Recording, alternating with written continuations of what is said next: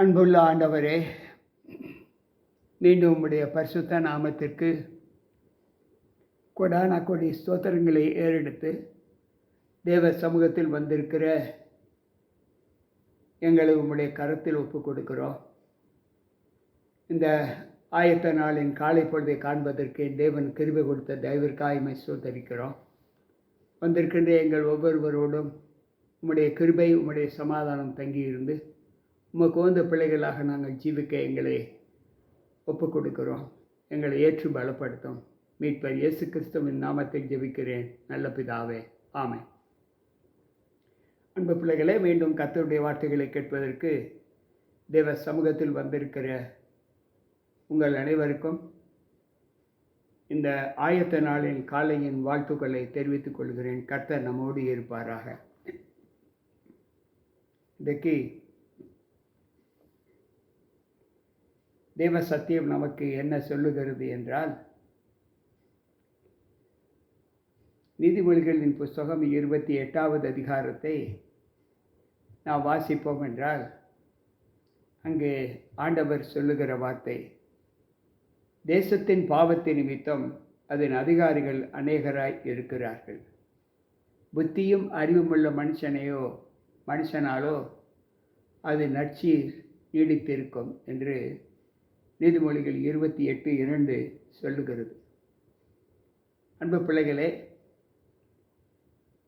இந்த லோகத்தில் நாம் தேவனோடு வாழக்கூடிய ஒரு ஜீவிதத்தை பெற வேண்டுமென்றால் ஆண்டவர் சொல்லுகிற வார்த்தை, வேத பிரமாணத்தை கை கொள்ளுங்கள். இங்கு நீதிமொழிகளின் புஸ்தகம் 28:4 இப்படி சொல்லுகிறது, வேத பிரமாணத்தை விட்டு விலகுகிறவர்கள் துன்மார்க்கரை புகழுகிறார்கள், வேத பிரமாணத்தை கை கொள்ளுகிறவர்களோ அவர்களோடு போராடுகிறார்கள். எனக்கு பிரியமான தேவ பிள்ளைகளே, இந்த வேத பிரமாணத்தை கை கொள்ளக்கூடிய ஒரு பாக்கியத்தை ஆண்டவர் நமக்கு கொடுத்திருந்தாலும் அதை நம்மில் அநேகர் கை கொள்வது இல்லை, அதற்கு முக்கியத்துவம் கொடுப்பது இல்லை. ஏன் அப்படி ஆண்டவர் சொல்லுகிறார் என்றால், இங்கு சங்கீதக்காரர் சொல்லும்போது 49வது சங்கீதம் 18வது வசனம், அவன் உயிரோடு இருக்கையில் தன் ஆத்மாவை வாழ்த்தினாலும் நீ உனக்கு நன்மையை நாடினாய் என்று மனுஷர் அவனை புகழ்ந்தாலும் அவன் என்றென்றைக்கும் வெளிச்சத்தை காணாத தன் பிதாக்களின் சந்ததியை சேருவான். அன்பு பிள்ளைகளே, இங்கு வேத பிரமாணத்தை கை கொள்ளாத பிள்ளைகள் என்றென்றைக்கும் அவன்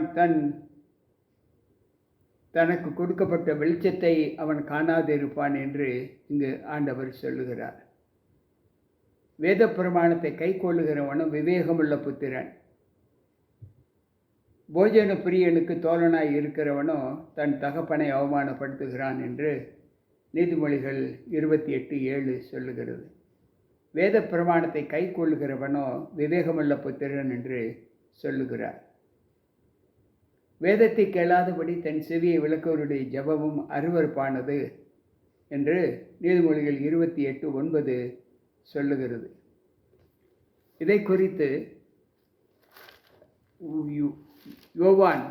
யோவானின் புஸ்தகம் 3வது அதிகாரம் 22வது வசனம் இப்படி சொல்லுகிறது, தேவ வார்த்தைகளை ஏற்றுக்கொள்ளுகிற பிள்ளைகளுடைய ஜீவிதம் எப்படி இருக்கும்? அவருடைய கற்பனைகளை நாம் கை கொண்டு அவருக்கு முன்பாக பிரியமானவைகளை செய்கிறபடியினால் நாம் வேண்டிக் கொள்வது எதுவோ அதை அவராலே பெற்றுக்கொள்கிறோம். தேவனுடைய கற்பனைகளை கை கொள்ளும்போது நான் வேண்டிக் கொள்வது எதுவோ அதை ஆண்டவர் நமக்கு கொடுப்பேன் என்று வாக்கு கொடுக்கிறார். அன்பு பிள்ளைகளே, இன்றைக்கு நம்முடைய வாழ்க்கையில் இந்த அனுகூலங்களை நாம் எப்படி ஏற்றுக்கொள்கிறோம்? 1 யோவான் 3:18 சொல்லுகிறது, என் பிள்ளைகளே, வசனத்தினாலும் நாவினாலும் அல்ல, கிரியையினாலும் உண்மையினாலும் அன்பு கூற கடவும் என்று சொல்லுகிறார். வேதம் வாசிப்பதிலோ அல்லது வாயில் அறிக்கையிடுவதிலோ அல்ல, உண்மையினாலும் கிரியையினாலும் தேவனிடத்தில் அன்பு கூற வேண்டும் என்று சொல்லுகிறார். அவருடைய கட்டளைகளை கை கொள்ளுகிறவன் அவரில் நிலைத்திருக்கிறான், அவரும் அவனில் நிலைத்திருக்கிறார். அவர் தம்மில் நிலைத்திருக்கிறதை அவர் நமக்கு தந்தருளின் ஆவியினாலே அறிந்திருக்கிறார் என்று 1 யோவான் 3:24 சொல்லுகிறது. நாம் அவருடைய கட்டளைகளை கை கொள்ளும்போது அவரில் நிலைத்திருக்கிறோம், அவரில் நம்மில் நிலைத்திருக்கிறார். இன்றைக்கு இந்த கற்பனைகளை கை கொள்ளக்கூடிய விஷயத்தில் தேவ பிள்ளைகளாகிய நாம் எந்த அளவு தேவனிடத்தில் அக்கறை காட்டுகிறோம் என்பதை சற்று யோசித்து பார்ப்போம். தேவ வார்த்தைகளோடு நாம் இணக்கப்பட்டவர்களாய் காணப்படும் போது அந்த இணக்கத்திலே நாம் தேவனுக்கு எவ்வளவு பிரியமாய் நடக்க நம்ம ஒப்புக் கொடுக்கிறோம் என்பதை யோசித்து பார்ப்போம். அன்பு பிள்ளைகளே, ரோமரின் புஸ்தகம் 1 அதிகாரம் 32 வசனம் இப்படி சொல்லுகிறது. ரோமரின் புஸ்தகம் 1 அதிகாரம் 32 வசனம். இப்படிப்பட்டவைகளை செய்கிறவர்கள் மரணத்திற்கு பாத்திரராய் இருக்கிறார்கள் என்று தேவன் தீர்மானித்த நீதியான தீர்ப்பை அவர்கள் அறிந்திருந்தும் அவைகளை தாங்களே செய்கிறதும் அல்லாமல் அவைகளை செய்கிற மற்றவர்களிடத்தில் பிரியமாய் இருக்கிறார்கள் என்று சொல்லுகிறார். அன்பு பிள்ளைகளே, அங்கு ஆண்டவர் 13 விதமான பலவீனங்களை அவர் அங்கு சுற்றி மாமிசத்தின் கிரியைகளை சொல்லுகிறார். இப்படிப்பட்டவைகளை செய்கிற பிள்ளைகள் தேவனுடைய ராஜ்யத்திற்கு பாத்திரமாய் இருக்க மாட்டார்கள் என்று ஆண்டவர் சொல்லுகிறார். அதை தாங்களே செய்கிறதும் அல்லாமல் அதை செய்கிறவர்களோடே பிரியப்படுகிறவர்களுமாய் இருக்கிறார்கள் என்று இங்கு ரோமர் 1 அதிகாரம் 32 வசனம் சொல்லுகிறது. அன்பு பிள்ளைகளே, சற்று நாம் யோசித்து பார்ப்போம்.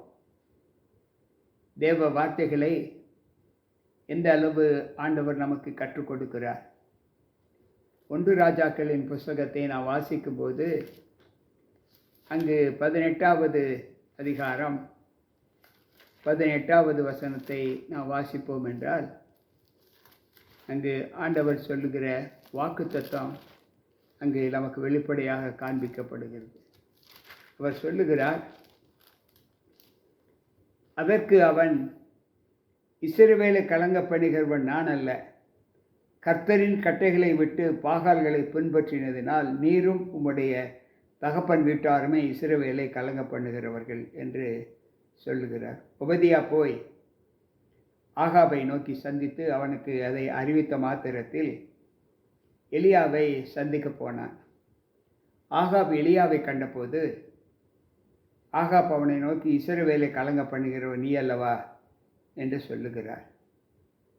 அதற்கு அவன், இஸ்ரவேலை கலங்க பண்ணுகிறவன் நான் அல்ல, நீங்களே கர்த்தரின் கற்பனைகளை விட்டு விலகி பாகால்களை சேவித்து நீரும் உம்முடைய பிதாக்களும் தேவனுக்கு விரோதமாக கலகம் பண்ணுகிறீர்கள் என்று சொல்லுகிறார். அன்பு பிள்ளைகளே, தேவ சமூகத்தில் நாம் இந்த வார்த்தைகளை எப்படி ஏற்றுக்கொள்கிறோம் என்பதை சற்று யோசித்து பார்ப்போம். இன்றைக்கு நியாயப்பிரமாணத்தை குறித்து பேசும்போது அநேகர் இடரில் அடைவதை நாம் பார்க்கிறோம். அதை ஆண்டவர் எப்படி நமக்கு கற்றுக் கொடுக்கிறார் என்றால் 1 யோவான் 2 அதிகாரத்திலே நாம் தேவனுடைய வார்த்தைகளை நாம் தியானிக்கும்போது, ஒளியிலே இருக்கிறேன் என்று சொல்லியும் தன் சகோதரனை பகைக்கிறவன் இதுவரை இருளிலே இருக்கிறான், தன் சகோதரனை பகைக்கிறவன் இருளிலே இருந்து இருளிலே நடக்கிறான், இருளானது அவன் கண்களை குருடாக்கினபடியால் தான் போகும் இடம் இன்னதென்று அறியாது இருக்கிறான் என்று 1 யோவான் 2 9, 10, 11 நாம் வாசிக்கிறோம். அன்பு பிள்ளைகளே, நம்முடைய வாழ்க்கையில் நாம் தேவனோடு இருக்கிற அந்த அனுபவங்களை எப்படியெல்லாம் நாம் பெற்றுக்கொள்ளுகிறோம் என்பதை யோசித்து பார்ப்போம்.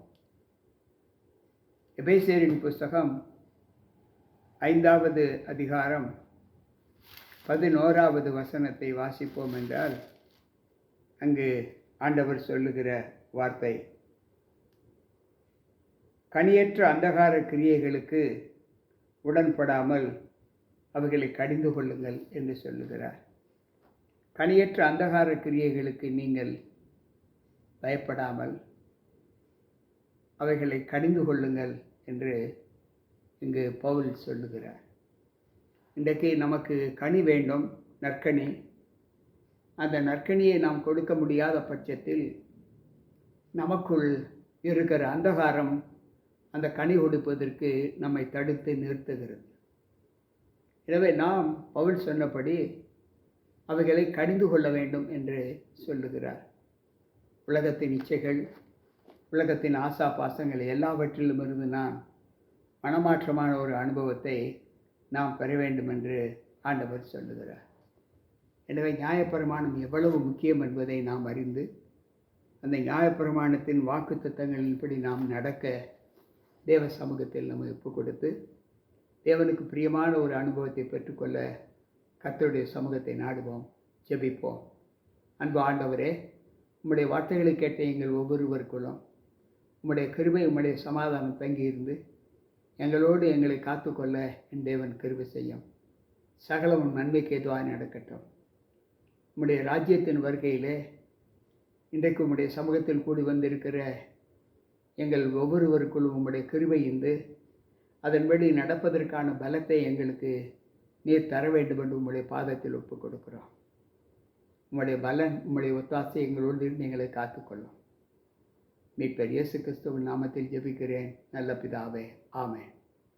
அன்பு பிள்ளைகளே, கர்த்தருடைய வார்த்தைகளை கேட்ட உங்கள் அனைவருக்கும் ஆண்டவர் இயேசு கிறிஸ்துவின் நாமத்தில் நான் நல்வாழ்த்துக்களை தெரிவித்து, இந்த வார்த்தைகள் உங்களுக்கு மிகுந்த பலனை கொடுக்கக்கூடியதாக இருக்கும் என்று நான் கர்த்தருக்குள் நம்புகிறேன். மீண்டும் நாளை சந்திப்போம். உங்கள் போதகர் ஜி.கே. ராபர்ட். ஆமென்.